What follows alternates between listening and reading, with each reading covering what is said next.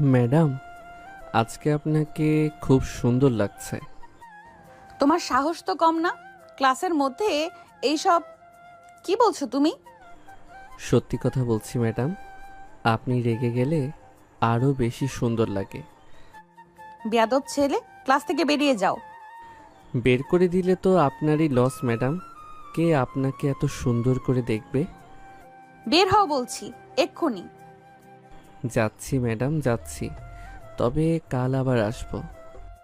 Coaching সেন্টারের একদম শেষ বেঞ্চে বসে থাকা আয়ান হাসতে হাসতে উঠে দাঁড়ালো। নদীর চোখ মুখ রাগে লাল হয়ে আছে। সে এমনিতেই খুব কড়া মেজাজের শিক্ষিকা, তার উপরে আয়ানের এই প্রতিদিনের দুষ্টুমি তার বিরক্তির কারণ হয়ে দাঁড়িয়েছে। ক্লাসের বাকি ছেলেমেয়েরা চুপ করে এই দৃশ্য দেখছে, কেউ টু শব্দ করার সাহস পাচ্ছে না। আয়ান কাঁধে ব্যাগ ঝুলিয়ে দরজার দিকে এগিয়ে গেল। যাওয়ার সময় একবার পিছন ফিরে নদীর দিকে তাকিয়ে মুচকি হাসল। নদী ডাস্টার দিয়ে টেবিলে জোরে একটা বাড়ি মারল। আয়ান বেরিয়ে যেতেই ক্লাসের পিন পতন নীরবতা নেমে এলো। নদী নিজেকে সামলে নিয়ে আবারও পড়ানো শুরু করলো, কিন্তু তার মন থেকে রাগটা কিছুতেই যাচ্ছে না। ছেলেটা কেন যে এমন করে সে বুঝতে পারে না। পড়াশোনায় বেশ ভালো, কিন্তু এই এক স্বভাব তার সব কিছু নষ্ট করে দিয়েছে। কালাম চাচা, কড়া করে এক কাপ চা দাও তো। কি ব্যাপার বাবা, আজকেও ম্যাডাম ক্লাস থেকে বের করে দিল নাকি? আরে চাচা, ম্যাডাম তো আমাকে ছাড়া থাকতেই পারে না, তাই তো রাগের ভান করে। তুই কিন্তু বেশি করছিস আয়ান। নদী ম্যাডাম কিন্তু খুব কড়া। একদিন আরিফ স্যারকে বলে দিলে খবর আছে। ঠিক বলেছিস ভাই, এই ছেলের কোনো ভয় ডর নেই। আয়ান চায়ের কাপ হাতে নিয়ে হাসতে লাগলো। সাদিক আর রাকিব আয়ানের খুব কাছের বন্ধু, তারা একই সাথে কোচিং করে। আয়ান দুষ্ট হলেও বন্ধুদের বিপদে সবার আগে ঝাঁপিয়ে পড়ে ও। সে খুব ব্যস্ত, সে খুব বাস্তববাদী একটা ছেলে। সে জানে নদী ম্যাডাম তাকে বকা দিলেও মন থেকে তাকে খারাপ ভাবে না। আয়ান কাছে নদী ওই রাগী চেহারাটাই সব থেকে বেশি ভালো লাগে। কিরে, তোরা এখানে বসে আছিস আর ওখানে নদী ম্যাডাম তোর নামে কমপ্লেন দিচ্ছে? আয়ান, তুমি কাজটা একদম ঠিক করোনি। নদী ম্যাডাম খুব কষ্ট পেয়েছে। তুমি ক্লাসের সবার সামনে ওভাবে কথা না বললেও পারতে। আরে রিয়া, তুমি তো কিছুই বোঝো না, কষ্ট কোথায়। সে তো মনে মনে খুশি হয়। বাদ দে তো রিয়া, ওর সাথে কথা বলে লাভ নেই। ও শুধু যাবে না, চল আমরা বাসায় যাই। তারেক আর রিয়া কোচিং থেকে বেরিয়ে সেখানে এসেছিল। তারেক আয়ানের সহপাঠী আর রিয়া খুব ভালো ছাত্রী। তারা চলে যাওয়ার পর আয়ান চায়ের চুমুক দিয়ে রাস্তার দিকে তাকিয়ে রইল। তার মাথায় অন্য চিন্তা করছে।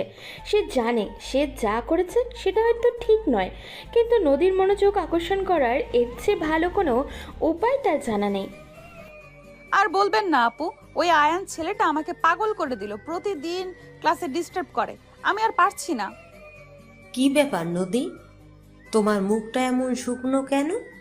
ছেলেটা আবার কি করেছে? আমি ছেলেটাকে কয়েকবার ওয়ার্নিং দিয়েছি, কিন্তু ওর বাবা বেশ প্রভাবশালী, তাই বেশি কিছু বলতেও পারি না। তুমি একটু মানিয়ে নেওয়ার চেষ্টা করো না নদী। তাই বলি কি সে যা ইচ্ছা তাই করবে? আমি কালই ওর বাবার সঙ্গে কথা বলবো। এইভাবে তো চলতে পারে না। ক্লাস শেষ করে নদী টিচার্স রুমে এসে বসেছে। তার মাথা ভীষণ ব্যথা করছে।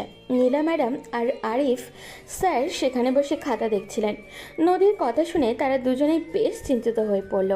আরিফ স্যার কোচিং সেন্টারের পরিচালক। তিনি জানেন আয়ান ছেলেটা খারাপ নয়, কিন্তু তার এই পাগলামি মাঝে মধ্যে সীমা ছাড়িয়ে যায়। নদী এক গ্লাস পানি খেয়ে নিজেকে শান্ত করার চেষ্টা করলো। তার মনে পড়ল আয়ানের সেই হাসিটা। ছেলেটা চোখের দিকে তাকালে কেমন যেন একটা অদ্ভুত অনুভূতি হয়। নদীর কিন্তু সে সেটাকে প্রশ্রয় দিতে চায় না। কিরে, আজকে এত তাড়াতাড়ি ফিরলি যে? কোচিং ছুটি হয়ে গেল নাকি? হ্যাঁ মা, আজ ম্যাডাম একটু অসুস্থ তো, তাই আগেই ছেড়ে দিল। ভাইয়া, আপনার জন্য কি খাবার টেবিলে দেব? দে বকুল, খুব ক্ষুধা লেগেছে আজ, আর বাইরে কিছু খাইনি। আয়ান বাসায় ফিরতেই দেখল তার মা সাহেলা বেগম ড্রয়িং রুমে বসে টিভি দেখছে। বকুল ঘর মুছছে, আর আয়ান মিথ্যা বলে সোজা নিজের ঘরে চলে গেল। সে জানে সত্যি কথা বললে মা খুব বকা দিবে। আয়ান ফ্রেশ হয়ে খাবার টেবিলে বসলো। এমন সময় তার বাবা রহিম সাহেব অফিস থেকে ফিরলেন, সাথে বড় ভাই রবিন আর ভাবি সুমিও। আয়ান, তোমার নামে আমি কিন্তু ঢাকা কোচিং থেকে অনেক অভিযোগ পাচ্ছি। তুমি নাকি পড়াশোনা বাদ দিয়ে সব আজে বাজে কাজ করছো। কে বলল বাবা এসব? সব মিথ্যা কথা। আমি তো খুব মন দিয়ে পড়ি। আপনি বিশ্বাস না হলে আমার রেজাল্ট দেখতে পারেন। বাবা, ও তো সবসময় এমনই করে। ওর কথা বিশ্বাস করবেন না, ও নিশ্চয়ই কিছু একটা ঘটিয়েছে। আরে ভাইয়াকে একটু শান্ত হতে দিন, মাত্র তো বাসায় এলো, খেতে বসেছে, এখন এসব কথা থাক না। আয়ান মাথা নিচু করে খাবার খেতে লাগলো। সে জানে এখন কথা বাড়ালেই বিপদ। তার বাবা খুব কড়া মানুষ। রবিন সব সময় তার পেছনে লেগে থাকে, কিন্তু ভাবি সুমি তাকে খুব স্নেহ করে। খাওয়া শেষ করে আয়ান আবার নিজের ঘরে চলে গেল। বিছানায় শুয়ে নদীর কথা ভাবতে লাগলো ও। নদীর রাগী মুখটা তার চোখের সামনে ভাসতে লাগলো। সে মনে মনে ঠিক করলো কাল কোচিংয়ে গিয়ে সে নদীর কাছে ক্ষমা চাইবে, কিন্তু আবার পরক্ষণেই তার মনে হলো ক্ষমা চাইলে তো নদী তাকে দুর্বল ভাববে। আপু, আজ এত লেট কেন? আমি তো সেই কখন থেকে তোমার জন্য ওয়েট করছি। আর বলিস না, একটা স্টুডেন্ট মাথা খারাপ করে দিয়েছে। আমার একদম ভালো লাগছে না কিছু। আয় মা, হাত মুখ ধুয়ে খেতে আয়। সারাদিন অনেক খাটাখাটনি হয়েছে তোর। কি হয়েছে মা? কোচিংয়ে কোনো ঝামেলা হয়েছে নাকি? আমাকে খুলে বলবি? না বাবা, তেমন কিছু না। একটা বেয়াদব ছেলে খুব জ্বালাতন করে। আমি কালই ওর ব্যবস্থা করব। নদীর বাসায় ফিরে দেখলো তার ছোট বোন মিম সোফায় বসে ফোন টিপছে। মা ফাতেমা বেগম রান্নাঘরে আর বাবা করিম সাহেব পেপার পড়ছে। নদীর বাবা একজন অবসরপ্রাপ্ত সরকারি কর্মকর্তা। তিনি মেয়েকে খুব ভালোবাসেন। নদীর কথা শুনে তিনি বেশ চিন্তিত হলেন। নদী ফ্রেশ হয়ে খাবার টেবিলে বসলো। এমন সময় নদীর কাজিন জাহিদ আর বান্ধবী শিলা বাসায় এলো। কি রে দোস্ত, কেমন আছিস? তোর তো আজকাল পাত্তাই পাওয়া যায় না। এই তো আছি। তুই হঠাৎ করে এদিকে কোথা থেকে এলি? আমি শিলাকে নিয়ে এলাম, ভাবলাম তোদের সাথে একটু আড্ডা দিই। অনেকদিন তোদের বাসায় আসা হয় না। সবাই মিলে বেশ গল্প করতে বসলো, কিন্তু নদীর মন পড়ে আছে কোচিংয়ে। আয়ানের সেই কথাগুলো বারবার তার কানে বাজছে। সেটা কেন এমন করে সে বুঝতে পারে না। জাহিদ আর শিলা অনেকক্ষণ গল্প করে চলে গেল। নদী নিচের ঘরে গিয়ে বিছানায় শুয়ে পড়ল। কাল আবারও কোচিংয়ে যেতে হবে, আবারও সেই আয়ানের মুখোমুখি হতে হবে ভাবতেই তার রাজ্যের ক্লান্তি এসে ভর করলো। ভাইয়া কেমন আছেন? সকাল সকাল কোথায় চললেন? এই তো ভালো। তুই কই যাস সাগর এত সকালে? একটু বাজারে যাচ্ছি ভাইয়া, বাসায় কাজ আর নাই। পরদিন সকালে আয়ান কোচিংয়ে যাওয়ার পথে সাগরের সাথে দেখা হলো। সাগর আয়ানের পরিচিত ছোট ভাই। সে এলাকার বেশ পরিচিত মুখ। আয়ান তার সাথে একটু কথা বলে আবারও কোচিংয়ের দিকে হাঁটা শুরু করলো। আজ সে ঠিক করেছে নদী একটু অন্যভাবে রাগাবে। সে জানে নদী রাগলে তাকে দেখতে আরও বেশি মায়াবী লাগে। ম্যাডাম, কালকের পড়াটা কি আরেকবার বুঝিয়ে দেবেন? আমি তো কাল ক্লাসে ছিলাম না। তুমি তো কাল ক্লাসেই ছিলে না, বুঝবে কি করে? আর আমি একবারের বেশি দুবার বোঝাই না। আপনি বুঝিয়ে দিলে ঠিকই বুঝবো ম্যাডাম। আপনার বোঝানোর স্টাইলটাই অন্যরকম। আয়ান কোচিংয়ে পৌঁছে দেখলো নদী ম্যাডাম ক্লাস নিচ্ছে। সে চুপচাপ গিয়ে পিছনের বেঞ্চে বসলো। নদী তাকে দেখেও না দেখার ভান করলো, কিন্তু আয়ান চুপ থাকার পাত্র নয়। ক্লাসের সবাই আবার তার দিকে তাকালো। নদী গভীর শ্বাস নিল। সে জানে এই ছেলের সাথে কথা বাড়িয়ে কোনো লাভ নেই। সে আবারও পড়াশোনা শুরু করলো, কিন্তু আয়ান তার দিকে এক দৃষ্টিতে তাকিয়ে রইল। তুমি কি এইভাবেই তাকিয়ে থাকবে নাকি বইটা খুলবে? বই তো খুলেছি ম্যাডাম, কিন্তু আমার চোখ তো বইয়ের দিকে যাচ্ছে না। আচ্ছা, একটা কথা বললে আজ তুমি চিরতরে তোমাকে ক্লাস থেকে বের করে দেব। আচ্ছা ম্যাডাম, আর কথা বলবো না। আপনি পড়ান, আমি শুধু দেখি। নদী আর কোনো কথা না বলে বোর্ডে লিখতে শুরু করলো। আয়ান খাতা কলম বের করে কি যেন লিখতে লাগলো। ক্লাসের পরিবেশ আবারও শান্ত হয়ে এলো, কিন্তু এই শান্তি বেশিক্ষণ স্থায়ী হলো না। আয়ান একটা কাগজের টুকরো ভাঁজ করে নদীর টেবিলের দিকে ছুঁড়ে মারল। কাগজটা ঠিক নদীর পায়ের কাছে গিয়ে পড়ল। নদী কাগজটা তুলে নিয়ে খুলল। সেখানে লেখা ছিল, ম্যাডাম আজ আপনার শাড়িটা খুব সুন্দর। নদীর রাগে গা জ্বলতে লাগলো। সে কাগজটা মুছড়ে ডাস্টবিনে ফেলে দিল। ক্লাস শেষ, সবাই যেতে পারো, শুধু আয়ান তুমি দাঁড়াও। আমি তো দাঁড়িয়ে আছি ম্যাডাম, বলুন কি বলবেন। তুমি কি চাও বলো তো? প্রতিদিন এইভাবে আমাকে বিরক্ত করে তোমার কি লাভ হয়? লাভ তো অনেক হয় ম্যাডাম, কিন্তু সেটা তো আপনাকে বলা যাবে না। দেখো আয়ান, আমি তোমাকে শেষবারের মতো ওয়ার্নিং দিচ্ছি, এরপর আমি তোমার বাবার সাথে কথা বলতে বাধ্য হব। বাবার সাথে কথা বলবেন কেন ম্যাডাম?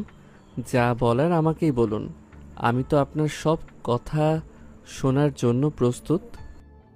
ক্লাসের সবাই একে একে বেরিয়ে গেল, শুধু আয়ান আর নদী ক্লাসে রয়ে গেল। নদীর চোখে রাগের আগুন আর আয়ানের ঠোঁটে দুষ্টু হাসি। নদী বুঝতে পারছে না সে কি করবে। এই ছেলেকে সামলানো তার সাধ্যের বাইরে চলে যাচ্ছে। সে আয়ানের দিকে কড়া দৃষ্টিতে তাকিয়ে রইল। আয়ান এক পা এগিয়ে নদীর খুব কাছাকাছি এসে দাঁড়ালো। নদী একটু পিছিয়ে গেল, তার বুকটা ধুকপুক করছে। আয়ান মুচকে হেসে ক্লাস থেকে বেরিয়ে গেল। নদী সেখানে দাঁড়িয়ে রইল স্তব্ধ হয়ে। সে বুঝতে পারছে না এই ছেলেটা আসলে কি চায় তার কাছ থেকে। মা, আমার নীল শাড়িটা কোথায় রেখেছো? আমি তো খুঁজে পাচ্ছি না। তোর আলমারি একদম নিচের তাকে রাখা আছে, ভালো করে খুঁজে দেখ। পেয়েছি মা। তুমি সকাল সকাল এত তাড়া দিচ্ছ কেন? আমার তো পড়াতে যাওয়ার এখনো অনেক দেরি আছে। দেরি কোথায়, প্রতিদিন তো তুই ওই ছেলেটার কথাই ভেবে ভেবে সময় নষ্ট করিস। আজ তাড়াতাড়ি খেয়ে নে। ফাতেমা, তুমি মেয়েকে বকা দিচ্ছ কেন?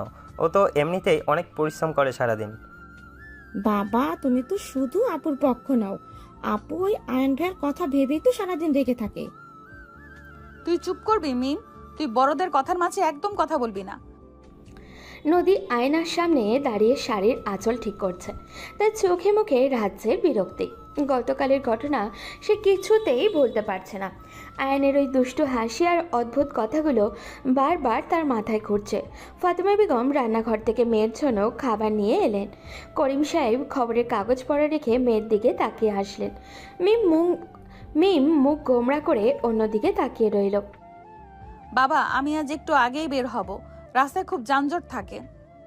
আচ্ছা মা, সাবধানে যাবি। আর শোন, ওই ছেলের কথার বেশি কান দিবি না। তুই তোর কাজে মন দিয়ে করবি। তুমি চিন্তা করো না বাবা, আমি জানি ওকে কিভাবে সামলাতে হয়। নদী খাবার খেয়ে নিজের ব্যাগ গুছিয়ে নিল। আজ সে মনে মনে একটা কঠিন সিদ্ধান্ত নিয়েছে। আজ আয়ান কোনো দুষ্টুমি করলে সে সরাসরি কোচিংয়ের পরিচালকের কাছে কঠোর ব্যবস্থা নেওয়ার কথা বলবে। বাড়ি থেকে বের হওয়ার সময় তার জাহিদের সাথে দেখা হয়ে গেল। জাহিদ নদীর ফুফাতো ভাই। কিরে নদী, এত সকালে কোথায় চললি? পাড়াতে নাকি? হ্যাঁ ভাইয়া, তুই এত সকালে আমাদের বাড়ির দিকে কি মনে করে? ওই দিকটা একটু কাজ ছিল, ভাবলাম তোদের সাথে দেখা করে যাই। শিলাও তোদের বাসায় আসবে বলেছিলাম, ও আসেনি এখনো। শিলা তো আমাকে কিছু জানায়নি, হয়তো একটু পরে আসবে। তুই ভেতরে যা, আমি চললাম। জাহিদকে বিদায় জানিয়ে নদী রাস্তার দিকে হাঁটা শুরু করলো। সকালের হালকা বাতাসে তার মনটা একটু শান্ত হলো। অন্যদিকে আয়ানদের বাড়ির সকাল থেকেই একটা চাপা উত্তেজনা বিরাজ করছে। খাবার টেবিলে সবাই গম্ভীর মুখে বসে আছে। আয়ান, আমি কাল রাতেও তোমার বিষয়ে একটা অভিযোগ শুনেছি। তুমি নাকি পড়াশোনায় একদম মন দিচ্ছ। বাবা, আপনাকে কে এসব কথা বলে? আমি তো নিয়মিত কোচিংয়ে যাই আর পড়াশোনাও ঠিক মতো করি। বাবা, ও মিথ্যা বলছে। ওর বন্ধুরা সারাদিন রাস্তায় আড্ডা দেয়, ও তাদের সাথেই ঘোরে। রবিন, তুই চুপ কর। সকালে খেতে বসে ভাইয়ের সাথে ঝগড়া করিস না। মা ঠিকই বলেছেন, আপনারা খাওয়া বাদ দিয়ে এসব কি শুরু করলেন? আয়ান তো ছোট মানুষ, ও ঠিকই সব বুঝতে পারবে। আয়ান চুপচাপ নিজের খাবার খাচ্ছে। তার বাবা রহিম সাহেব ছেলের ভবিষ্যৎ নিয়ে খুব চিন্তিত। বড় ভাই রবিন সব সময় বাবার কাছে আয়ানের নামে নানান কথা বলে, কিন্তু ভাবি সুমি আয়ানকে খুব আদর করে। সে সব সময় আয়ানকে বাঁচানোর চেষ্টা করে। আয়ান খাওয়া শেষ করে উঠে দাঁড়ালো। সে জানে বাবার কথার অবাধ্য হওয়া ঠিক নয়, কিন্তু নদীর সাথে সময় কাটানো তার কাছে সবচেয়ে বেশি আনন্দের। বকুল, আমার জুতো জোড়া কোথায়, একটু এনে দে তো। দেখছি ভাইয়া, এই তো আপনার জুতো আমি পরিষ্কার করে রেখেছি। আচ্ছা ঠিক আছে, আমি গেলাম মা। আমি একটু বন্ধুদের সাথে দেখা করে তারপর পড়তে যাব। আয়ান বাড়ি থেকে বেরিয়ে সোজা কালাম চাচার দোকানের দিকে হাঁটা ধরল। তার মনে কোনো চিন্তা নেই, সে খুব বাস্তববাদী ছেলে। সে জানে জীবনে কিভাবে আনন্দ খুঁজে নিতে হয়। কালাম চাচার দোকানের পৌঁছাতেই সে দেখল সাগর সেখানেই দাঁড়িয়ে চা খাচ্ছে। আরে আয়ান ভাইয়া, এত সকালে আপনি এদিকে? আমি তো ভাবলাম আপনি এখনো ঘুমাচ্ছেন। ঘুমিয়ে থাকলে কি আর চলবে, অনেক কাজ বাকি আছে। কালাম চাচা, আমাকে একটা চা দিন তো। দিচ্ছি বাবা, কিন্তু তুমি আজ এত খুশি কেন? নতুন কোনো মতলব আছে নাকি? মতলব তো সব সময় থাকে চাচা, তবে আজকের মতলবটা একটু স্পেশাল। কিরে আয়ান, তুই এখানে আর আমরা তোকে সব জায়গায় খুঁজছি। জানিস, আজ নদী ম্যাডাম খুব রেগে আছে। আমরা দূর থেকে দেখলাম ম্যাডাম হনহন করে হেঁটে যাচ্ছে। সাদিক আর রাকিব সাইকেল নিয়ে সেখানে এসে থামল। তারা আয়ানের সবচেয়ে কাছের বন্ধু। আয়ান চায়ে চুমুক দিয়ে একটা মুচকি হাসি দিল। সে বুঝতে পারল আজ নদীর রাগ কমানোর জন্য নতুন কোনো বুদ্ধি বের করতে হবে ওকে। তোরা চিন্তা করিস না, আমি সব সামলে নেব। চল এবার পড়াতে যাই, নইলে আবার দেরি হয়ে যাবে। তোরা এত দেরি করিস কেন? আমি আর রিয়া তো কখন থেকে তোদের জন্য অপেক্ষা করছি। আয়ান, তুমি কিন্তু আজ ম্যাডামের সাথে কোনো খারাপ আচরণ করবে না, আমি কিন্তু আগে থেকেই বলে দিচ্ছি। আরে রিয়া, তুমি শুধু দেখো, আজ ম্যাডাম নিজে আমার সাথে ভালো ব্যবহার করবে। তারেক আর রিয়াও তাদের সাথে যোগ দিল। সবাই মিলে কোচিং সেন্টারের দিকে এগোতে লাগলো। আয়ান সবার মাঝখানে হেঁটে যাচ্ছে। তার মাথায় শুধু নদীর চিন্তা। সে নদীকে নিজের করে পেতে চায়, কিন্তু সে জানে না নদী খুব সহজে ধরা দিবে না। নদীর এই রাগী আর করার স্বভাবটাই আয়ানকে সবচেয়ে বেশি টানে। নদী, তুমি আজ এত সকাল সকাল চলে এলে যে? তোমার তো ক্লাস শুরু হতে এখনো আধ ঘন্টা বাকি। আপু, আমার বাসায় ভালো লাগছিল না, তাই চলে এলাম। আর ওই ছেলেটার কথা ভেবে আমার মেজাজ আরো খারাপ হয়ে আছে। তুমি আবার আয়ানের কথা ভাবছো নদী? আমি তো তোমাকে বললাম আমি ওর বাবার সাথে কথা বলবো, তুমি শান্ত হও। আপনি কবে কথা বলবেন আরিফ স্যার? ও তো প্রতিদিনই আমার শ্রেণীকক্ষে সমস্যা তৈরি করে, আমি আর সহ্য করতে পারছি না। নদী শিক্ষিকাদের বাসার ঘরে বসে আছে। নীলা ম্যাডাম আর আরিফ স্যার তাকে বোঝানোর চেষ্টা করছে। আরিফ স্যার জানেন আয়ান ছেলেটা খুব বুদ্ধিমান, কিন্তু তার এই স্বভাবের জন্য সবাই খুব বিরক্ত। নদী এক গ্লাস পানি খেয়ে নিজেকে শান্ত করার চেষ্টা করলো। এমন সময় তার ফোন বেজে উঠল। শিলা ফোন করে ধরেছে। দোস্ত, তুই তো কোচিংয়ে চলে গেছিস, আমি তোদের বাসায় গিয়েছিলাম, তোর সাথে দেখা হলো না। তুই আসবি আমাকে আগে বলবি না? জেনেই আমি তো না জেনে চলে এসেছি। তুই বরং কাল আমাদের বাসায় আয়, একসাথে দুপুরের খাবার খাবি। আচ্ছা ঠিক আছে, তুই সাবধানে থাকিস আর ওই পাজি ছেলেটার কথা বেশি ভাবিস না। শিলা ফোন করেছে। নদী ফোন রেখে আবারও কাজের কথায় মন দিল। কিছুক্ষণ পর শ্রেণীকক্ষে যাওয়ার সময় হলো। নদী হাতে বই আর খাতা নিয়ে শ্রেণীকক্ষের দিকে এগিয়ে গেল। সে মনে মনে প্রার্থনা করছে আজ যেন আয়ান তাকে সমস্যা না করে। সে শ্রেণীকক্ষে ঢুকে দেখলো সবাই চুপচাপ বসে আছে। আয়ান একদম সামনের বেঞ্চে বসে আছে। নদী একটু অবাক হলো, কারণ আয়ান সবসময় পিছনের বেঞ্চে বসে। তুমি আজ সামনে বসেছো কেন আয়ান? তোমার তো পেছনে বসার কথা। পিছন থেকে আপনার কথাগুলো ঠিকমতো শোনা যায় না ম্যাডাম, তাই আজ সামনে বসলাম। আমার কথা শোনার তো আগ্রহ তোমার কবে থেকে হলো? তুমি তো পড়ার চেয়ে কথা বেশি বলো। আগ্রহ তো আগে থেকেই ছিল ম্যাডাম, আপনি বুঝতে পারেননি। আর আজ থেকে আমি মন দিয়ে আপনার সব কথা শুনবো। নদীর বিশ্বাস হলো না। সে আয়নার দিকে কড়া চোখে তাকালো। ক্লাসের সবাই অবাক হয়ে আয়নার দিকে তাকিয়ে আছে। সাদিক আর রাকিব পেছনের বেঞ্চে থেকে একে অপরের দিকে তাকিয়ে হাসছে। নদী বোর্ডে লিখতে শুরু করলো। সে পড়ানোর মাঝে একবার পিছন ফিরে দেখলেও আয়ান খুব মনোযোগ দিয়ে খাতার দিকে তাকিয়ে আছে। আয়ান, তুমি খাতায় কি লিখেছো? আমি তো এখনো কিছু লিখতে বলিনি। আমি আপনার বলা কথাগুলো লিখে রাখছি ম্যাডাম, যাতে পরে ভুলে না যাই। আমাকে বোকা বানানোর চেষ্টা করবে না। খাতাটা নিয়ে এখানে এসো। আমি তো সত্যি বলছি ম্যাডাম, আপনি বিশ্বাস না করলে নিজে এসে দেখুন। নদী রাগে গজগজ করতে করতে আয়নের কাছে গেল। সে আয়নের খাতাটা টেনে নিল। খাতায় সত্যি সত্যি নদীর পড়ানোর বিষয়গুলো খুব সুন্দর করে গোছানো লেখা। নদী একটু অবাক হলো, ছেলেটা এত সুন্দর নোট কিভাবে করলো সে বুঝতে পারল না। সে খাতাটা আয়ানকে ফেরত দিয়ে আবারও পড়ানো শুরু করলো। ম্যাডাম, এই অঙ্কটা আমি কিছুতেই বুঝতে পারছি না, আপনি কি আরেকবার বুঝিয়ে দেবেন? আচ্ছা, আমি বুঝিয়ে দিচ্ছি, তুমি বোর্ডের দিকে তাকাও। ম্যাডাম, আমি কি রিয়াকে অঙ্কটা বুঝিয়ে দেব? আমি এটা গতকালই সমাধান করেছি। তুমি অঙ্ক সমাধান করেছো এটা তো বিশ্বাস করা খুব কঠিন। ঠিক আছে, তুমি বোর্ডে এসে করে দেখাও। আয়ান মুচকি এসে বোর্ডের দিকে এগিয়ে গেল। সে চক হাতে নিয়ে খুব দ্রুত আর নিখুঁতভাবে অঙ্কটা সমাধান করে ফেলল। নদীর চোখ কপালে ওঠা জোগাড়। সে জানতো আয়ান বুদ্ধিমান, কিন্তু সে এত ভালো অঙ্ক করতে পারে সেটা নদীর জানা ছিল না। ক্লাসের সবাই হাততালি দিয়ে উঠল। দোস্ত, তুই তো ফাটিয়ে দিলি, আমরা তো ভাবতেই পারিনি তুই এত ভালো অঙ্ক পারিস। তোরা আমাকে কি ভাবিস? আমি শুধু দুষ্টুমি করি না, পড়াশোনাটাও করি। ঠিক আছে, তুমি তোমার জায়গায় গিয়ে বসো। অঙ্কটা ঠিক হয়েছে, কিন্তু এর মানে এই নয় যে তুমি প্রতিদিন শ্রেণীকক্ষে সমস্যা করবে। আমি তো কোনো সমস্যা করি না ম্যাডাম, আমি তো শুধু আপনার সাথে একটু কথা বলতে চাই। নদী আবারও রেগে গেল, কিন্তু এবার সে নিজেকে সামনে নিল। সে বুঝতে পারল এই ছেলেকে বকাঝকা করে কোনো লাভ হবে না, একে হে অন্যভাবে সায়স্তা করতে হবে। ক্লাস শেষে সবাই বেরিয়ে গেল, শুধু আয়ান বসে রইল। নদী নিজের জিনিসপত্র গুছিয়ে দরজার দিকে এগোতে লাগলো। তুমি বসে আছো কেন? তোমার কি বাড়ি যাওয়ার তাড়া নেই? তারা তো আছে ম্যাডাম, কিন্তু আপনার সাথে কিছু জরুরি কথা ছিল। তোমার সাথে আমার কোনো জরুরি কথা থাকতে পারে না, তুমি এখন বাড়ি যাও। কথাগুলো শুনলে আপনারই লাভ হবে ম্যাডাম, আমি খুব কাজের কথা বলতে চাই। আমি তোমার কোনো কথাই শুনতে চাই না, আমি যা বলেছি তাই করো। নদী দ্রুত পায়ে সেখান থেকে বেরিয়ে গেল। আয়ান হাসতে হাসতে শ্রেণীকক্ষ থেকে বের হলো। সে জানে নদীর মনে একটু হলেও সে জায়গা করে নিতে পেরেছে। নদীর এই অবহেলা আর রাগে আয়ানের কাছে সবচেয়ে বড় পাওয়া।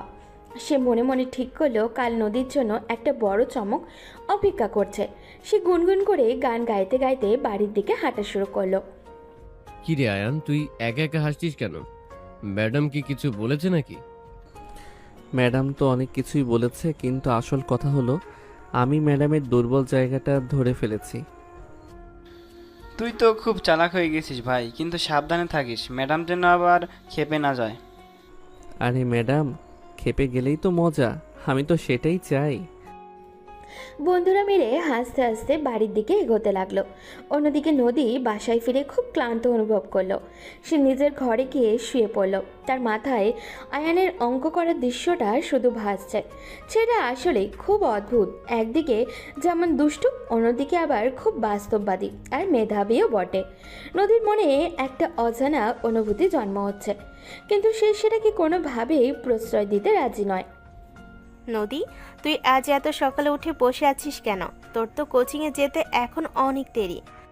ঘুম আসছিল না মা, তাই উঠে পড়লাম, ভাবলাম খাতাগুলো একটু দেখে রাখি।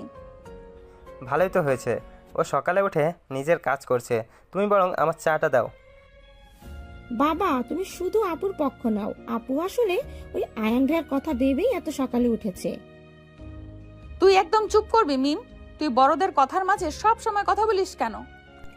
নদী খাতা থেকে মুখ তুলে মিমের দিকে কড়া চোখে তাকালো। মিম মুখ ভেঙচি কেটে নিজের ঘরে চলে গেল। ফাতেমা বেগম রান্নাঘর থেকে করিম সাহেবের জন্য চা নিয়ে এলেন। করিম সাহেব চায়ে চুমুক দিয়ে খবরের কাগজ পড়তে শুরু করলেন। নদীর মনটা আজ একটু অন্যরকম লাগছে। গতকাল আয়ান যেভাবে অঙ্কটার সমাধান করে দিল সেটা সে কিছুতেই ভুলতে পারছে না। ছেলেটার মধ্যে একটা অদ্ভুত ব্যাপার আছে যা নদীকে বারবার ভাবাচ্ছে। নদী শোন, আমার এক পুরনো বন্ধুর সাথে কাল কথা হলো, ওর ছোট ছেলেটা নাকি খুব ভালো আর দায়িত্বশীল। আমি ভাবছিলাম তোর জন্য। বাবা, তুমি আবার এসব শুরু করলে? আমি এখন বিয়ে নিয়ে কিছু ভাবতে চাই না, আমার অনেক কাজ বাকি আছে। তুই না ভাবলে কি হবে? তোর বাবা তো ঠিকই করবে। তুই শুধু পড়ানো নিয়ে থাকলেই তো আর জীবন চলবে না। নদী আর কোনো কথা না বলে নিজের ঘরে চলে গেল। সে জানে বাবা মা তার ভালোর জন্যই বলছে, কিন্তু তার এখন কারোর সাথে জড়াতে ইচ্ছা করছে না। এমন সময় কলিং বেল বেজে উঠল। নদী গিয়ে দরজা খুলতেই দেখল শিলা আর জাহিদ দাঁড়িয়ে আছে। কে রে, তুই এমন পেতনির মতো মুখ করে আছিস কেন? সকালে কারোর সাথে ঝগড়া করেছিস না? তুই ভেতরে আয়, তারপর বলছি। জাহিদ, তুই আয়, দাঁড়িয়ে আছিস কেন? আমি তো ভাবলাম তুই আমাকে তাড়িয়ে দিবি। তুই যে রাগী মেয়ে, বাবা ভয় লাগে তোকে। জাহিদ আর শিলা ঘরে ঢুকে সোফায় বসলো। নদী তাদের জন্য নাস্তা আনতে রান্নাঘরে গেল। শিলা নদীর সবচেয়ে কাছের বান্ধবী আর জাহিদ নদীর ফুফাতো ভাই। তারা নদীর সব কথাই জানে। নাস্তা নিয়ে এসে নদীর সাথে বসলো। এবার বল, তোর ওই আয়ান নামের ছাত্রীর কি খবর? সে কি এখনো তোকে জ্বালাতন করে? আর বলিস না, কাল সে ক্লাসে সবার সামনে এমন একটা কঠিন অঙ্ক করে দিল, আমি তো অবাক হয়ে গেলাম। ছেলেটা আসলে মেধাবী, কিন্তু একদম পড়াশোনা করতে চায় না। তুই ওকে একটু ভালো করে বোঝানোর চেষ্টা কর নদী। সব মানুষ তো আর একরকম হয় না, ওর হয়তো একটু ভালোবাসা আর যত্ন দরকার। জাহিদের কথা শুনে নদী একটু চুপ করে রইল। আসলে কি আয়নের একটু যত্ন দরকার সে বুঝতে পারছে না। অন্যদিকে আয়নদের বাড়িতে সকাল থেকেই একটা অন্যরকম পরিবেশ। রহিম সাহেব খুব রেগে আছেন বড় ছেলে রবিনের ওপরে। রবিন, তুমি অফিসের কাজগুলো ঠিকঠাক মতন করছো না। কাল ক্লায়েন্ট খুব অভিযোগ করেছিল। তুমি এভাবে দায়িত্বহীন হলে তো চলবে না। বাবা, আমি তো সব ঠিকই করছি, কিন্তু কিছু হিসাব আমি মেলাতে পারছি না, তাই একটু সমস্যা হচ্ছে। ভাইয়া, তুমি যদি ওই ফাইলটা একটু অন্যভাবে সাজাও তাহলে ক্লায়েন্ট সহজে বুঝতে পারবে। আমি কাল তোমার ফাইলটা একটু দেখেছিলাম আর একটা ভুলও ধরেছিলাম। দেখলে তো বাবা, আয়ান কতটা বুদ্ধিমান। ও কিন্তু সব বোঝে, শুধু দুষ্টুমি করে। একটু আপনি ওর কথা শুনে দেখুন না। আমার ছোট্ট ছেলেটা আসলে অনেক বড় হয়ে গেছে। ওর কথা শুনে তো আমি অবাক হচ্ছি। তুই কবে এসব শিখলি বাবা? খালাম্মা, ভাইয়া কিন্তু কাল রাতে অনেকক্ষণ জেগে ওই কাগজগুলো পড়ছিল, আমি নিজে দেখেছি। খাবার টেবিলে সবাই অবাক হয়ে আয়নের দিকে তাকিয়ে আছে। রহিম সাহেব ছেলের কথা শুনে বেশ মুগ্ধ হলেন। তিনি বুঝতেই পারেননি তার ছোট ছেলেটা এত বাস্তববাদী আর বুদ্ধিমান। রবিন একটু লজ্জিত হলো। সে বুঝতে পারল আয়ান তার চেয়ে ভালো কাজ করেছে। ঠিক বলেছো আয়ান, তোমার বুদ্ধিটা বেশ ভালো। আজ থেকে তুমি অফিসের সবকিছুই তো ওকে সাহায্য করবে। আচ্ছা বাবা, আমি করব, কিন্তু এখন আমাকে বের হতে হবে। আমার কোচিংয়ে অনেক কাজ আছে। আয়ন মুচকি হেসে খাবার টেবিল থেকে উঠে পড়ল। সে জানে সে একটা বড় দায়িত্ব পেয়েছে, কিন্তু তার মনে পড়ে আছে নদীর কাছে। সে বাড়ি থেকে বেরিয়ে সোজা কালাম চাচার দোকানের দিকে হাঁটা শুরু করলো। আজ সে নদীর জন্য একটা বড় চমক তৈরি করেছে। বাবা আয়ান, তুমি আজ এত সকালে দোকান কি মনে করে? তোমার তো এখনো সময় হয়নি। আয়ন ভাইয়া তো আজ অনেক বড় একটা কাজ করবে, তাই না ভাইয়া? আমি তো সব জোগাড় করে রেখেছি। তুই আবার কি প্ল্যান করেছিস? আমাদের তো কিছুই বললি না, আমরা তো তোর বন্ধু। এই ছেলে যা করে সব একা একাই করে, আমাদের শুধু বিপদে ফেলে। তুই এবার কি করবি বলতো? তোরা একটু চুপ করবি? আমি তোদের সব বলছি। আজ আমি নদীর মন জয় করার একটা বড় ধাপ পার করব। তোরা শুধু আমার সাথে থাকবি। সাদিক আর রাকিব অবাক হয়ে আয়নের দিকে তাকিয়ে রইল। সাগর একটা বড় বাক্স নিয়ে এলো। আয়ান চায়ে চুমুক দিয়ে বক্সটার দিকে তাকিয়ে হাসলো। সে জানে এই বক্সটা নদীর অনেক বড় একটা সমস্যার সমাধান করবে। সবাই মিলে কোচিং সেন্টারের দিকে রওনা হলো। নীলা, তুমি কি জানো আয়ান আজ সকালে এসে কোচিংয়ের পিছনের মাঠটা পরিষ্কার করাচ্ছে আর নতুন একটা ফ্যান লাগানোর ব্যবস্থা করছে? সত্যি বলছেন স্যার? আমি তো ভাবতেই পারছি না ছেলেটা এমন কাজ করবে। ও তো সারাদিন শুধু দুষ্টামি করে। ছেলেটার মধ্যে অনেক গুণ আছে নীলা, আমরা শুধু ওর বাইরের দিকটাই দেখি। আজ আমি ওর বাবার সাথে কথা বলবো, তবে অভিযোগ করার জন্য নয়, ওর প্রশংসা করার জন্য। আরিফ স্যার আর নীলা ম্যাডাম শিক্ষিকাদের বসার ঘরে বসে এসব কথা বলছেন। এমন সময় নদী সেখানে ঢুকলো। নদীর মুখটা আজ বেশ শান্ত। সে আরিফ স্যারের কথা শুনে একটু অবাক হলো। আয়ন কোচিংয়ের জন্য এত কিছু করেছে এটা তার বিশ্বাসই হচ্ছে না। আপনারা কি আয়নের কথা বলছেন স্যার? ও আবার কি করেছে? আমি তোর নাম শুনলেই ভয় পাই। নদী আর কোনো কথা না বলে ক্লাসরুমের দিকে এগিয়ে গেল। সে ক্লাসরুমে ঢুকে দেখলো সেখানে একটা নতুন সিলিং ফ্যান লাগানো হয়েছে আর পুরো ঘরটা খুব সুন্দর করে পরিষ্কার করা হয়েছে। ক্লাসের পেছনের বেঞ্চগুলো যেভাবে ভাঙা ছিল সেগুলো সব ঠিক করা হয়েছে। ম্যাডাম, আপনি দেখেছেন আয়ান আজ সকালে থেকে খেটে এসব ঠিক করেছে। ও আসলে অনেক ভালো মানুষ। হ্যাঁ ম্যাডাম, আমরা শুধু শুধু ওনাকে ভুল বুঝি। উনি আজ আমাকে আর তারেককে অনেক কঠিন পড়া বুঝিয়ে দিয়েছেন। আয়ান কোথায়? ওকে তো ক্লাসে দেখছি না। ও এসব কেন করতে গেল? ও তো বাইরে আছে। ম্যাডামও বলল আপনি নাকি গরমে খুব কষ্ট পান, তাই ও নিজের জমানো টাকা দিয়ে ফ্যানটা কিনেছে। আর পেছনের মাঠটাও পরিষ্কার করছে যাতে আমরা সবাই মিলে ওখানে বসে পড়তে পারি। নদীর বুকটা কেমন যেন করে উঠল। ছেলেটা তার জন্য এত কিছু করেছে আর সে তাকে শুধু বকাবকিই করেছে। নদীর চোখে একটু জল চলে এলো, কিন্তু সে সেটা কাউকে বুঝতে দিল না। সে ক্লাস থেকে বেরিয়ে বাইরের দিকে গেল। সেখানে গিয়ে দেখলো আয়ান ঘামে ভিজে একাকার হয়ে আছে আর একটা গাছ লাগাচ্ছে। আয়ান, তুমি এসব কি করেছো? তোমার তো এখন পড়ার কথা, তুমি মাটি মাখামাখি করছো কেন? আরে ম্যাডাম, আপনি এসেছেন। আমি তো এই গাছটা লাগাচ্ছিলাম। কোচিংয়ের সামনে একটা ফুল গাছ থাকলে দেখতে সুন্দর লাগবে, তাই না? তুমি নিজের টাকা খরচ করে ফ্যান কিনেছো কেন? কোচিং কর্তৃপক্ষ তো সেটা করতে পারে। তুমি কেন এসব পড়তে গেলে? আপনি গরমে কষ্ট পান সেটা তো আমি দেখতে পারি না ম্যাডাম। আর টাকা তো আমারই জমানো ছিল, ভালো কাজেই তো খরচ করলাম। নদী আর কিছু বলতে পারল না। সে এক দৃষ্টিতে আয়ানের দিকে তাকিয়ে রইল। ঘামে ভেজা আয়ানকে আজ তার একটু খারাপ লাগছে না, বরং কেমন যেন একটা মায়া লাগছে।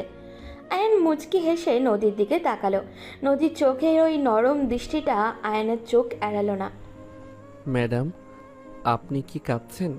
আপনার চোখে জল কেন? আমি কি কোনো ভুল করেছি? না, তুমি কোনো ভুল করনি। তুমি আজ অনেক ভালো একটা কাজ করেছো। যাও, হাত মুখ ধুয়ে ক্লাসে এসো। আমি তো ভাবলাম আপনি আবার আমাকে বকা দেবেন। আপনি খুশি হয়েছেন জেনে আমার অনেক ভালো লাগছে। আয়ান হাত মুখ ধুতে চলে গেল। নদী সেখানেই দাঁড়িয়ে রইল। তার মনের ভিতরে একটা অন্যরকম ঝড় বইছে। সে বুঝতে পারছে এই ছেলেটা শুধু দুষ্ট নয়, সে অনেক বেশি যত্নশীল আর দায়িত্ববান। তার বাবার বলা কথাগুলো বারবার নদীর মনে পড়তে লাগলো। ভালো ছেলে, দায়িত্বশীল ছেলে। নদীর মনে হলো সে হয়তো একটু একটু করে আয়নের দিকে ঝুঁকে পড়েছে। নীলা আপু, আমি আজ ক্লাসটা একটু আগে শেষ করব। আমার শরীরটা খুব একটা ভালো লাগছে না। আচ্ছা নদী, তুমি সাবধানে বাড়ি যেও, আমি বাকিটা সামলে নেব। নদীর ক্লাস শেষ করে বাড়ির দিকে হাঁটা শুরু করলো। রাস্তার মোড়ে আসতেই সে দেখল অনেক মানুষের ভিড়। সে একটু এগিয়ে গিয়ে দেখলেও কালাম চাচা রাস্তার একপাশে পড়ে আছেন আর তার মাথা থেকে রক্ত পড়ছে। একটা রিক্সা তাকে ধাক্কা দিয়ে চলে গেছে। কেউ তাকে সাহায্য করছে না, সবাই শুধু দেখছে। আরে আপনারা কেউ ওনাকে হাসপাতালে নিয়ে যাচ্ছেন না কেন? উনি তো মরেই যাবে এভাবে রক্ত পড়লে। নদী চিৎকার করে উঠল, কিন্তু কেউ এগিয়ে এলো না। এমন সময় ভিড় ঠেলে আয়ান সেখানে চলে এলো, তার সাথে সাদিক আর সাগর। আয়ান মুহূর্তের মধ্যেই পরিস্থিতি বুঝে নিল। সে নিজের শার্ট খুলে কালাম চাচার মাথায় বেঁধে দিল যাতে রক্ত পড়া বন্ধ হয়। সাগর, তুই তাড়াতাড়ি একটা সিএনজি ডাক। সাদিক, তুই চাচার পা ধরে একটু উঁচু করে রাখ, আমি ওনাকে ধরে আছি। ভাইয়া, আমি সিএনজি আনছি, আপনি চিন্তা করবেন না। আয়ন খুব শান্ত আর দৃঢ়ভাবে কাজগুলো করছে। নদীর চোখ আটকে গেল আয়নের এই রূপের দিকে। সে যেন আজ এক নতুন আয়নকে দেখছে, যে কারোর বিপদে সবার আগে ঝাঁপিয়ে পড়ে। সিএনজি আসতেই আয়ন কালাম চাচাকে কোলে তুলে ভেতরে বসালো। ম্যাডাম, আপনি এখানে দাঁড়িয়ে আছেন, আপনিও আসুন, আমাদের সাথে একা যেতে পারবেন না? আমি আসবো। আচ্ছা, আমি আসছি, তুমি আগে ওঠো, আমি তোমার পাশে বসছি। নদী সিএনজিতে উঠে আয়নের পাশে বসলো। আয়নের খালি গা আর ঘামের গন্ধ নদীর নাকে এসে লাগলো, কিন্তু আজ তার একটুও খারাপ লাগলো না। বরং তার মনে হলো এই মানুষটার পাশে সে পৃথিবীর সবচেয়ে নিরাপদ জায়গায় বসে আছে। হাসপাতালে পৌঁছানোর পর আয়ন সব ব্যবস্থা খুব দ্রুত করে ফেলল। ডাক্তার কালাম চাচাকে দেখে বললেন সঠিক সময়ে আনার জন্য তিনি বেঁচে গেছেন। আপনারা ঠিক সময়ে ওনাকে এনেছেন। ছেলেটা যেভাবে প্রাথমিক চিকিৎসা দিয়েছে সেটা না হলে রোগীকে বাঁচানো কঠিন হতো। আপনার ছেলেটাকে ধন্যবাদ দিন। আয়ান, তুমি আজ যা করলে আমি সত্যি ভাষা হারিয়ে ফেলেছি। তুমি এত কিছু কিভাবে জানো? আমি তো অনেক কিছুই জানি ম্যাডাম। আপনি তো শুধু আমার খারাপ দিকটাই দেখেছেন, ভালো দিকটা দেখার তো চেষ্টা করেননি কখনো। আয়ন একটা শান্ত হাসি দিল। নদীর মনে হলো এই হাসির কাছে আজ সে পুরোপুরি হেরে গেছে।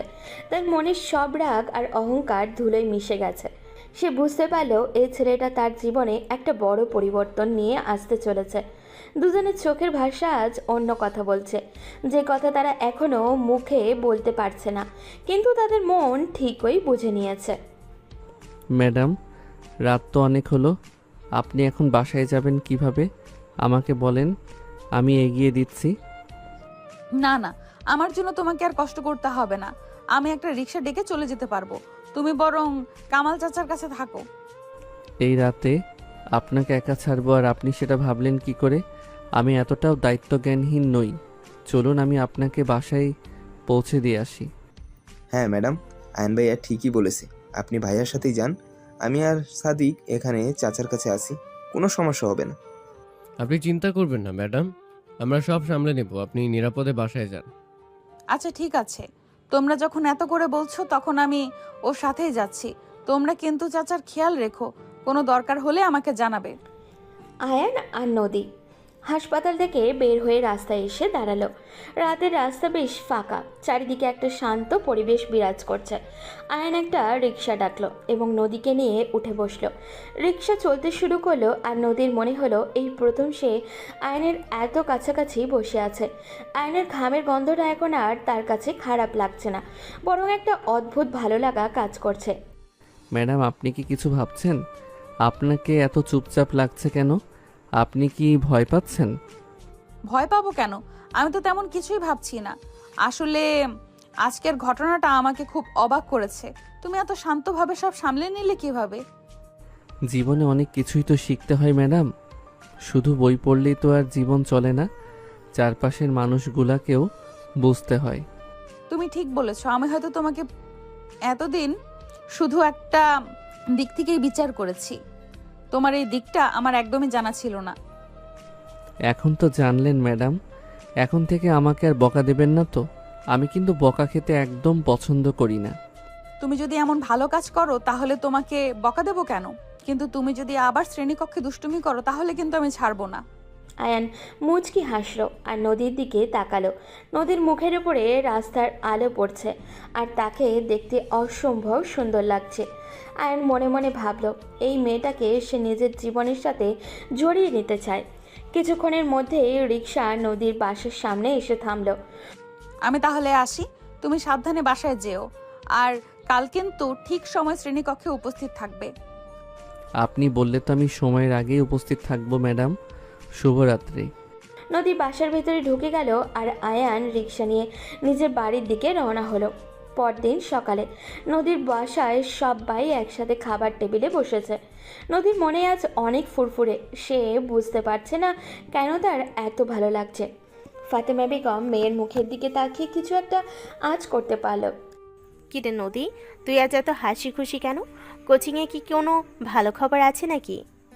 ভালো খবর বলতে তেমন কিছু না মা, এমনিতেই মনটা আজ একটু ভালো আছে, এই আর কি। ভালো থাকাটাই তো আসল কথা। শোন নদী, কাল আমি আমার সেই বন্ধু রহিমের সাথে কথা বলছিলাম। ওরা আজ বিকেলে আমাদের বাসায় আছে তোকে দেখতে। বাবা, তুমি কি বলছো? আপুকে দেখতে আসছে মানে? আপুর কি বিয়ে ঠিক করে ফেলেছো নাকি? বাবা, আমি তোমাকে আগেই বলেছি আমি এখন এসব নিয়ে ভাবতে চাই না। তোমরা কেন জোর করছো? জোর তো করছি না মা, তুই অন্তত ছেলেটাকে একবার দেখ। ছেলেটা খুব ভালো আর দায়িত্বশীল। ওর নাম আয়ান, তুই দেখলে তোরও পছন্দ হবে। আয়ান নামটা শুনে নদীর বুকটা কেঁপে উঠল।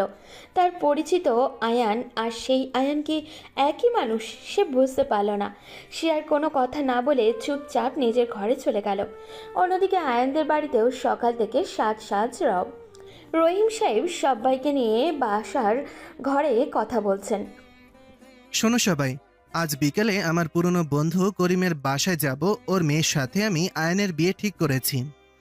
বাবা, আপনি হঠাৎ করে এত বড় সিদ্ধান্ত নিয়ে নিলেন। আয়ন তো এখন অনেক ছোট, ও কি সংসার সামলাতে পারবে? আপনি আবার আয়নের পেছনে লাগলেন কেন? বাবা যখন সিদ্ধান্ত নিয়েছেন তখন নিশ্চয়ই ভেবেচিন্তেই নিয়েছেন। আমারও তো তাই মনে হয়। ছেলেটা আমার এখন অনেক দায়িত্ববান হয়েছে। কাল তো তোর বাবার ব্যবসার একটা বড় হিসাব একাই মিলিয়ে দিল। বাবা, এসব কি বলছেন? আমি এখন বিয়ে করব না। আমার অনেক কিছু করার আছে। আমি এভাবে হঠাৎ করে বিয়ে করতে রাজি নই। ভাইয়া, আপনি কিন্তু রাগ করবেন না। খালু সাহেব আপনার ভালোর জন্যই সব করেছেন। আপনি অন্তত মেয়েটাকে একবার দেখে আসুন।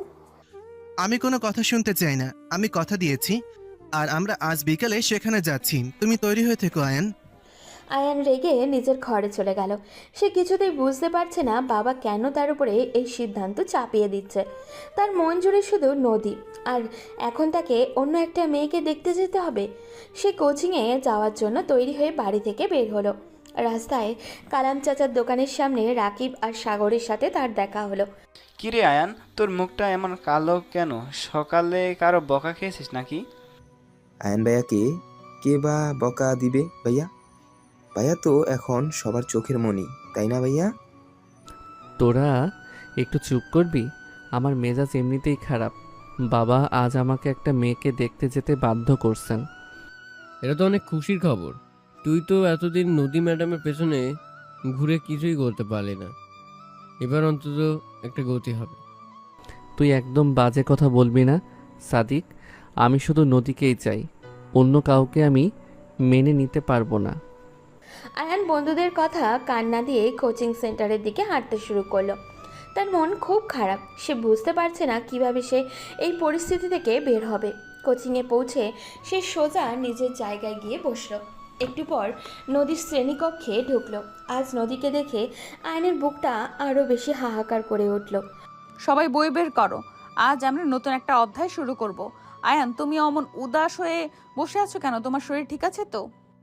শরীর ঠিক আছে ম্যাডাম, তবে মনটা খুব খারাপ। আজ আমার একদম পড়তে ইচ্ছে করছে না। ম্যাডাম, আয়ন ভাইয়ের মন খারাপ।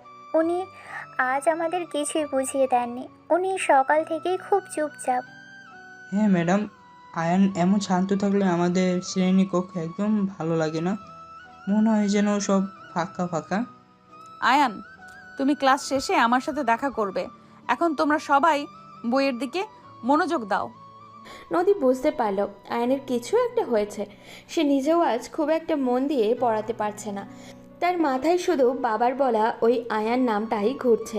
ক্লাস শেষ হবার পর সবাই চলে গেল, কিন্তু আয়ান নিজের জায়গায় বসে রইল। নদী নিজের জিনিসপত্রগুলো গুছিয়ে আয়ানের কাছে গেল। এবার বলো, তোমার কি হয়েছে? তুমি এমন মন খারাপ করে বসে আছো কেন? কালকের ঘটনার পর তো তোমার খুব খুশি থাকার কথা।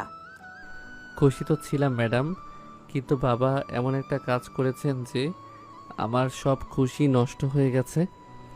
বাবা আমাকে জোর করে বিয়ে দিতে চাইছেন। বিয়ে দিতে চাইছেন তো এটা তো ভালো কথা। তোমার তো বয়স হয়েছে, আর তুমি তো এখন অনেক দায়িত্ব নিতেও শিখেছো। আপনি এসব কি বলছেন ম্যাডাম? আমি তো অন্য কাউকে পছন্দ করি। আমি কিভাবে এই বিয়েতে রাজি হব? আপনি আমাকে একটু বুদ্ধি দিন। তুমি কাকে পছন্দ করো সেটা তোমার বাবাকে খুলে বলো, তিনি নিশ্চয়ই তোমার কথা বুঝবেন। তুমি তো তার অবাধ্য নও। আয়ান নদীর চোখের দিকে তাকিয়ে রইল। সে মনে মনে ভাবল, আপনাকে পছন্দ করি ম্যাডাম। নদী আয়ানের চোখের ওই অদ্ভুত ভাষা বুঝতে পারল, কিন্তু সেও কিছু বলল না। বিকেলবেলা নদী বাসায় সাজো সাজো রব। জাহিদ আর শিলা এসেছে নদীকে সাহায্য করতে। দোস্ত, তুই এত সুন্দর শাড়ি পরেছিস, তোকে তো আজ একদম রানীর মতো লাগছে। ওই ছেলে তো তোকে দেখেই পাগল হয়ে যাবে। তুই একদম বকবক করবি না শিলা। আমার এমনিতেই মেজাজ খারাপ। আমি শুধু বাবার সম্মান রক্ষার জন্য এই শাড়িটা পরেছি। আমি এসব একদম পছন্দ করছি না। আরে নদী, শান্ত হ। ছেলেটা কেমন সেটা তো আগে দেখবি, তারপর না হয় সিদ্ধান্ত নিবি। তুই আগে থেকে রেগে আছিস কেন? আপু, তুমি কিন্তু ছেলেটাকে খুব কঠিন কঠিন প্রশ্ন করবে, যাতে সে ভয় পেয়ে পালিয়ে যায়। আমি চাই না তুমি এখনই আমাদের ছেড়ে চলে যাও। তোরা সবাই মিলে আর ওকে জ্বালাস না। ছেলেপক্ষ চলে এসেছে। নদী, তুই তৈরি হয়ে নে। যাই, তুই গিয়ে ওদের ভেতরে নিয়ে আয়। করিম সাহেব আর জাহিদ গিয়ে মেহমানদের বসার ঘরে নিয়ে এলেন। রহিম সাহেব এবং সাহেলা বেগম খুব হাসি মুখে ঘরে ঢুকলেন। তাদের পেছনে রবিন ও সুমি, আর সবার শেষে মাথা নিচু করে আয়ান ঢুকলো। আয়ান আজ একটা খুব সুন্দর পাঞ্জাবি পরেছে, তাকে দেখতে বেশ মানিয়েছে, কিন্তু তার মনে কোনো আনন্দ নেই। আসো বন্ধু আসো, কতদিন পর তোমার সাথে এভাবে দেখা হলো, আমার তো বিশ্বাসই হচ্ছে না। হ্যাঁ বন্ধু, সময় কত দ্রুত চলে যায় দেখো। আমাদের ছেলেমেয়েরা কত বড় হয়ে গেছে। এই যে আমার ছেলে আয়ান। তোমার বাড়িটা খুব সুন্দর করে সাজানো ফাতেমা আপা, তুমি তো দেখছি ঘরদোর সব গুছিয়ে রাখো। হ্যাঁ আন্টি, বাড়িটা সত্যিই খুব সুন্দর আর সিমসাম। আমার খুব ভালো লেগেছে এখানে এসে। ফাতেমা বেগম সবার জন্য নাস্তা নিয়ে এলেন। সবাই মিলে গল্প করতে শুরু করলো, কিন্তু আয়ান একদম চুপচাপ বসে আছে। সে একবার মুখ তুলে তাকায়নি। এমন সময় শিলা নদীকে নিয়ে বসার ঘরে ঢুকলো। নদীর চোখ মেঝেতে নিবদ্ধ, সেও মুখ তুলে তাকাতে পারছে না, বুকটা ধুকপুক করছে ওর। মা নদী, তুমি তো দেখছি একদম তোমার মায়ের মতন সুন্দর হয়ে এসেছো। এসো মা, এখানে আমার পাশে এসে বসুন। নদীমা, তুমি আয়নের সাথে একটু কথা বলো। তোমরা দুজনে মিলে একটু আলাদা কথা বলে নাও, আমরা ততক্ষণে পুরোনো দিনের গল্প করি। হ্যাঁ জাহিদ, তুই ওদেরকে দুজনকে নদীর পড়ার ঘরে নিয়ে যা, ওরা নিজেদের মতো করে পরিচিত হোক। আসুন ভাইয়া, আপনারা ওই ঘরে গিয়ে বসুন, আমরা কেউ আপনাদের বিরক্ত করব না। জাহিদ আয়ান আর নদীকে পড়ার ঘরে বসিয়ে দিয়ে চলে গেল। ঘরে এখন শুধু তারা দুজনেই মাথা নিচু করে বসে আছে, কেউ কোনো কথা বলছে না। ঘরের ভিতরে একটা অদ্ভুত নীরবতা।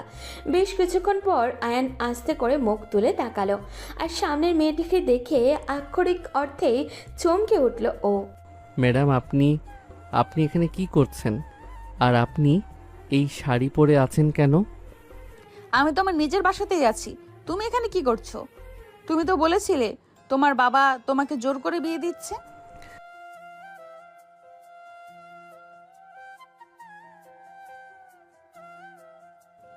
আমি নিজেও তো কিছুই বলতে পারছি না। আমার বাবা সকালে বলল তার বন্ধুর ছেলে আয়ান। আমি তো ঘুণাক্ষুরেও ভাবিনি সেই আয়ান আসলে তুমি। দুজনের দিকে অবাক হয়ে তাকিয়ে রইল। আয়ানের মনের ভিতরে একটা খুশির জোয়ার বয়ে গেল। সে যেন আকাশের চাঁদ হাতে পেয়েছে। নদীর মনেও একটা স্বস্তির বাতাস বয়ে গেল। তার মনের ভেতরে জমে থাকা সব দুশ্চিন্তা মুহূর্তের মধ্যে উধাও হয়ে গেল। আয়ান মুচকি হেসে নদীর দিকে একটু এগিয়ে বসলো। ম্যাডাম, আপনার কি মনে হয় এটা কি এমনি এমনি হয়েছে? এটা হলো ভাগ্য। আমি আপনাকে চেয়েছিলাম, আর ভাগ্য আপনাকে আমার কাছে এনে দিয়েছে। তুমি কিন্তু বেশি কথা বলছো আয়ান। আমি এখনো কিন্তু তোমার ম্যাডাম। আমি চাইলেই কিন্তু এই বিয়ে ভেঙে দিতে পারি। আপনি চাইলেও তা পারবেন না ম্যাডাম। আমি জানি আপনার মনেও আমার জন্য একটু হলেও জায়গা তৈরি হয়েছে। কাল রাতে আমি সেটা স্পষ্ট বুঝতে পেরেছি। তুমি বড্ড ফাজিল হয়ে গেছো। শ্রেণীকক্ষে বসে এসব কথা বলার সাহস তোমার কিভাবে হয়? এটা তো শ্রেণীকক্ষ নয় ম্যাডাম, এটা তো আপনার পড়ার ঘর।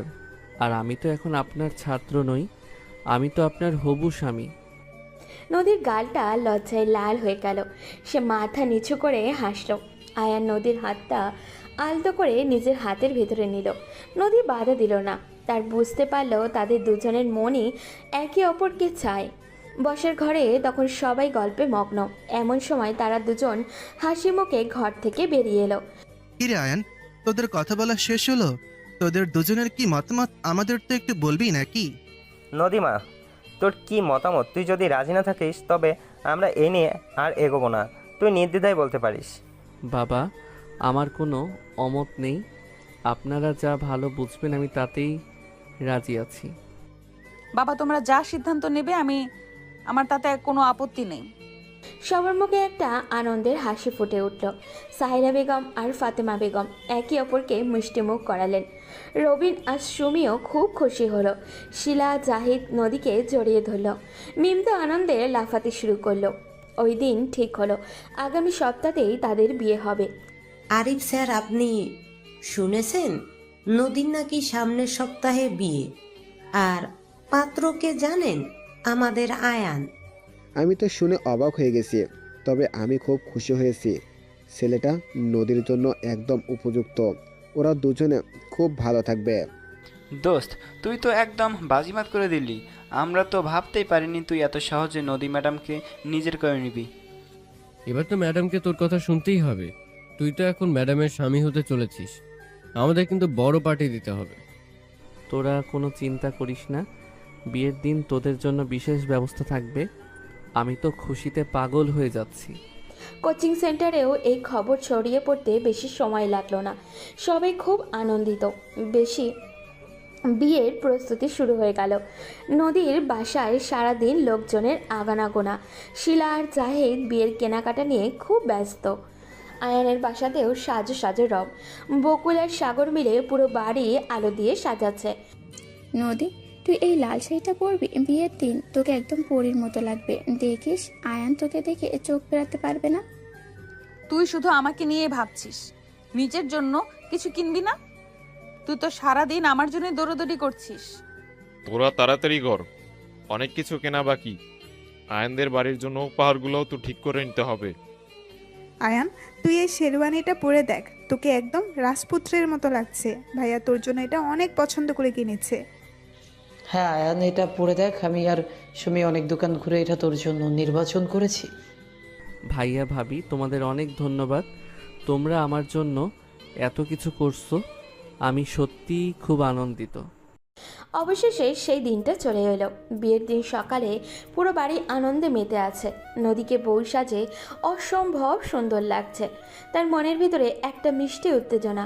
সে আজ কোচিংয়ের রাগী ম্যাডাম নয়, সে আজ আয়ানের বউ হতে চলেছে। আয়ানও বেশ শেরওয়ানি পরে একদম প্রস্তুত, তার চোখে মুখে একটা বিজয়ের হাসি। মা নদী, তুই আজ থেকে নতুন একটা জীবনে পা রাখতে চলেছিস। সব সময় শ্বশুরবাড়ির সম্মান বজায় রাখবি আর আয়ানকে সব কাজে সাহায্য করবি। তুই সুখে থাকিস মা, এটাই আমাদের সবচেয়ে বড় চাওয়া। আয়ন ছেলেটা খুব ভালো, ও তোকে খুব আদরে রাখবে। তোমরা আমার জন্য দোয়া করো বাবা মা, আমি যেন তোমাদের শিক্ষা মনে রাখতে পারি এবং ওদের সবাইকে আপন করে নিতে পারি। আয়ান, আজ থেকে তোমার দায়িত্ব অনেক বেড়ে গেল। নদী মেয়েটা খুব লক্ষ্মী, তুমিও সব খেয়াল রাখবে, ওকে কখনো কষ্ট দেবে না। হ্যাঁ বাবা, তুই ওকে নিজের চোখের মনি করে রাখবি। মেয়েটা ওর বাবা মাকে ছেড়ে আমাদের বাসায় আসছে, ওর যেন কখনো খারাপ না লাগে। তোমরা চিন্তা করো না বাবা মা, আমি নদীকে পৃথিবীর সবচেয়ে সুখী মানুষ করে রাখবো, এটা আমার প্রতিজ্ঞা। বিয়ের আনুষ্ঠানিকতা খুব সুন্দরভাবে সম্পন্ন হলো। সব আত্মীয় স্বজন আর বন্ধুদের উপস্থিতিতে আয়ান আর নদী বিবাহ বন্ধনে আবদ্ধ হলো। কোচিংয়ের ছাত্রছাত্রীরাও সবাই এসেছিল। তারেক, রিয়াজ, সাদিক, রাকিব সবাই মিলে অনেক আনন্দ করলো। বিদায়ের সময় নদীর চোখে জল চলে এলো, কিন্তু আয়ানের শক্ত হাতটা ধরে সে ভরসা পেল। ম্যাডাম, আপনি আর কাঁদবেন না, আমি তো আছি। আপনার সব কষ্ট আমি দূর করে দেব, আপনি শুধু আমার হাতটা শক্ত করে ধরে রাখবেন। আমি তোমাকে বিশ্বাস করি আয়ান, আমি জানি তুমি আমাকে খুব ভালো রাখবে আর আমাকে ম্যাডাম বলে ডাকবে না একদম। আচ্ছা ঠিক আছে ম্যাডাম থুরি, আমার রোমান্টিক বউ। এখন থেকে তুমি শুধু আমার আর আমি শুধু তোমার। গাড়ি চলতে শুরু করলো নতুন এক গন্তব্যের দিকে। নদীর মাথাটা আয়ানের কাঁধে রাখা। আয়ানের মনে হলো সে আজ বিশ্বের সবচেয়ে ধনী মানুষ। তাদের দুজনের এই নতুন পথ চলা শুরু হলো এক বুক ভালোবাসা আর বিশ্বাস নিয়ে। কোচিংয়ের সেই রাগী ম্যাডাম আর দুষ্ট ছাত্রের গল্প আজ থেকে এক মিষ্টি দম্পতির গল্পে পরিণত হলো। ম্যাডাম, আজ কিন্তু আপনি আমার খাঁচায় বন্দি, আজ আপনাকে কেউ বাঁচাতে পারবে না। তোমার এত সাহস কবে থেকে হলো? তুমি এখনো আমার ছাত্র, সেটা ভুলে যেও না। তুমি একটু দূরে গিয়ে বসো। ছাত্র তো ছিলাম সকালে, এখন তো আমি আপনার স্বামী, আর স্বামীর অধিকার তো আমাকে নিতেই হবে। আপনি আজ বড্ড সুন্দর লাগছে। তুমি কিন্তু বেশি বাড়াবাড়ি করছো আয়ান, কেউ দেখলে কি ভাববে? দরজাটা অন্তত বন্ধ করো। দরজা তো আমি সেই কখন বন্ধ করে দিয়েছি ম্যাডাম। আজ শুধু আপনি আর আমি, আর কোনো বাধা নেই। ফুল দিয়ে সাজানো বাসর ঘরে আয়ান আর নদী বসে আছে। নদীর পরনে লাল শাড়ি আর গা ভর্তি গয়না। আয়ান নদীর খুব কাছাকাছি এসে বসলো। নদী লজ্জায় মাথা নিচু করে রাখলো। আয়ান আলতো করে নদীর চিবুক ধরে তার মুখটা তুলে ধরল। নদীর চোখে চোখ পড়তেই আয়ান বুকের ভেতরে একটা ঝড় বয়ে গেল। সে নদীর ঠোঁটে নিজের ঠোঁট ডুবিয়ে দিল। আয়ান ছাড়ো আমাকে, আমার শ্বাস আটকে আসছে। তুমি এত পাগল হলে কবে থেকে? আপনাকে যেদিন প্রথম দেখেছি সেদিন থেকেই তো পাগল হয়ে আছি ম্যাডাম। আজ আমার সব পাগলামি আপনার জন্য। তুমি সত্যিই খুব অদ্ভুত একটা ছেলে। আমি ভাবতেই পারিনি তুমি আমাকে এতটা ভালোবাসো। আমি তো তোমাকে শুধু বকা দিতাম। আপনার বকাগুলোই তো আমার কাছে মিষ্টি লাগতো ম্যাডাম। এখন আর কথা নয়, এখন শুধু ভালোবাসা। আয়ান নদীকে নিজের বুকের সাথে শক্ত করে জড়িয়ে ধরল। নদীর শরীর কেঁপে উঠল। সেও দুহাত দিয়ে আয়ানকে জড়িয়ে ধরল। আয়ানের উষ্ণ ছোঁয়ায় নদীর সব আড়ষ্টতা কেটে গেল। আয়ান নদীর শাড়ির আঁচল সরিয়ে তার কাঁধে আর গলায় গভীরভাবে চুমু দিতে শুরু করলো। নদীর মুখ দিয়ে একটা অস্ফুট শব্দ বেরিয়ে এলো। তাদের দুজনের ভালোবাসার এই রাতটা এক অদ্ভুত সুন্দর মাদকতায় ভরে উঠল। কিরে বকুল, ওরা কি এখনো ওঠেনি? বেলা তো অনেক হলো, নতুন বইয়ের তো সকালে ওঠার কথা। খালাম্মা, আমি তো দুবার গিয়ে দরজায় টোকা দিলাম। ভাইয়া ভেতর থেকে বলল তারা নাকি আরো ঘুমাবে। আরে ওদের ঘুমোতে দাও, কাল সারাদিন অনেক ধকল গেছে, আজ একটু বিশ্রামের দরকার। তুমি অযথাই ওদের বিরক্ত করো না। বাবা ঠিকই বলেছেন মা, আপনি শুধু শুধু চিন্তা করছেন। আয়ান এখন অনেক বড় হয়েছে, ও নিজের দায়িত্ব ভালোই বোঝে। আমি তো কাল রাতেই ভাইয়াকে বলে দিয়েছিলাম আজ সকালে কেউ যেন ওদের বিরক্ত না করে। নতুন জীবন শুরু করেছে, একটু নিজেদের মতো সময় কাটাক। খাবার টেবিলে সবাই বসে গল্প করছে। সবার মনেই একটা আনন্দ কাজ করছে। সুমি আর বকুল মিলে সকালের নাস্তা তৈরি করছে। রহিম সাহেব পত্রিকা পড়ছেন আর সাহিরা বেগম বারবার আয়ানের ঘরের দিকে তাকাচ্ছেন। এমন সময় আয়ান আর নদী ঘর থেকে বেরিয়ে এলো। নদীকে আজ একটা হালকা নীল শাড়িতে অসম্ভব স্নিগ্ধ লাগছে। শুভ সকাল সবাইকে। আপনারা সবাই খেতে বসে গেছেন, আমাদের তো ডাকতে পারতেন, আমরাও একসাথে খেতাম। আয় মা নদী, এখানে আমার পাশে এসে বস। কাল রাতে তোর ঘুম ভালো হয়েছে তো? নতুন জায়গায় কোনো অসুবিধা হয়নি তো? না মা, আমার খুব ভালো ঘুম হয়েছে। আপনারা সবাই এত ভালো যে আমার একদমই মনে হচ্ছে না আমি অন্য কোনো বাড়িতে এসেছি। এটাই তো তোর নিজের বাড়ি মা, এখন তুই এই বাড়ির লক্ষ্মী বৌমা। আয়ন যদি তোকে কখনো কোনো কষ্ট দেয় আমাকে জানাবি, আমি ওর কান মলে দেব। বাবা একদম ঠিক বলেছেন। নদী আয়ন কিন্তু ভীষণ পাজি। ও যদি কোনো বদমাইশি করে আপনি আমাকে বলবেন, আমি ওকে শাস্তি করব। সবাই মিলে হাসতে শুরু করলো। আয়ান মুখ গোমড়া করে নদীর পাশে এসে বসলো। নদী আর চোখে আয়নের দিকে তাকিয়ে মুচকি হাসলো। কাল রাতে সেই পাগল প্রেমিক আর এখনকার এই শান্ত ছেলেটার মধ্যে যেন আকাশ পাতাল তফাৎ। সবাই মিলে খুব আনন্দের সাথে সকালের নাস্তা শেষ করলো। ভাইয়া আজ তো আপনি অনেক খুশি, কাল তো আপনি আমাদের একদম ভুলেই গিয়েছিলেন, আজ কিন্তু আমাদের মিষ্টি খাওয়াতে হবে। তোদের আমি ভুলতে পারি বল? আজ বিকেলে সবাই কালাম চাচার দোকানে চলে আসবি, আমি নিজে সবাইকে মিষ্টি খাওয়াবো আর বড় একটা ভোজ দেব। দোস্ত তুই তো একদম বাজিমাত করে দিলি। আমাদের রাগী ম্যাডাম এখন তোর বউ। আমরা তো ভাবতেই পারিনি তুই এত বড় কাজ করবি। ম্যাডাম তো আজ কোচিংয়ে আসেননি। তুই কি ম্যাডামকে আজ আসতে দিসনি নাকি ম্যাডাম লজ্জা আসেনি? তোরা একদম বাজে কথা বলবি না। নদী কাল সারাদিন অনেক ক্লান্ত ছিল, তাই আমি ওকে আজ বিশ্রাম নিতে বলেছি। আয়ান রাস্তায় বন্ধুদের সাথে দাঁড়িয়ে কথা বলছে। তার চোখে মুখে একটা বিজয়ের আনন্দ। সাগর, সাদিক আর রাকিব আয়ানকে নিয়ে খুব মজা করছেন। এমন সময় তারেক আর রিয়া সেখানে এলো। রিয়ার হাতে একটা সুন্দর মোড়কে মোড়ানো বাক্স। আয়ান, এটা তোমার আর ম্যাডামের জন্য আমাদের তরফ থেকে একটা ছোট্ট উপহার। আপনারা দুজন সব সময় খুব ভালো থাকবেন। হ্যাঁ, আমরা কাল অনেক আনন্দ করেছি। তোদের দুজনে খুব সুন্দর মানিয়েছে, আমাদের খুব ভালো লেগেছে। তোদের অনেক ধন্যবাদ, তোরা বিকেলে চলে আসিস, আমরা সবাই মিলে আজ অনেক আনন্দ করব। আয়ান বন্ধুদের বিদায় জানিয়ে কোচিং সেন্টারের দিকে হাঁটা শুরু করলো। আর সে ছাত্র হিসেবে নয়, সে নদীর স্বামী হিসাবে সেখানে যাচ্ছে। কোচিংয়ে পৌঁছাতেই সবাই তাকে ঘিরে ধরল। নীলা ম্যাডাম আর আরিফ স্যার এগিয়ে এলেন। আয়ান, তুমি তো আমাদের একদম চমকে দিয়েছো। আমরা তো ভাবতেই পারিনি নদীর বর তুমি হবে। তোমাদের নতুন জীবনের জন্য অনেক শুভকামনা। হ্যাঁ আয়ান, তুমি ছেলে হিসেবে খুব ভালো। আমি জানতাম তুমি জীবনে অনেক বড় কিছু করবে। নদীকে তুমি সবসময় সুখে রেখো। আপনারা আমাদের জন্য দোয়া করবেন স্যার। আমরা যেন সব সময় একসাথে থাকতে পারি। আর নদী তো কাল থেকে আবার পড়াশোনা শুরু করবে। হ্যাঁ হ্যাঁ, নদীকে তো আসতেই হবে।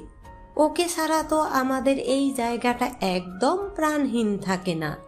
আয়ান সবার সাথে কথা বলে আবারও বাড়ির দিকে রওনা দিল।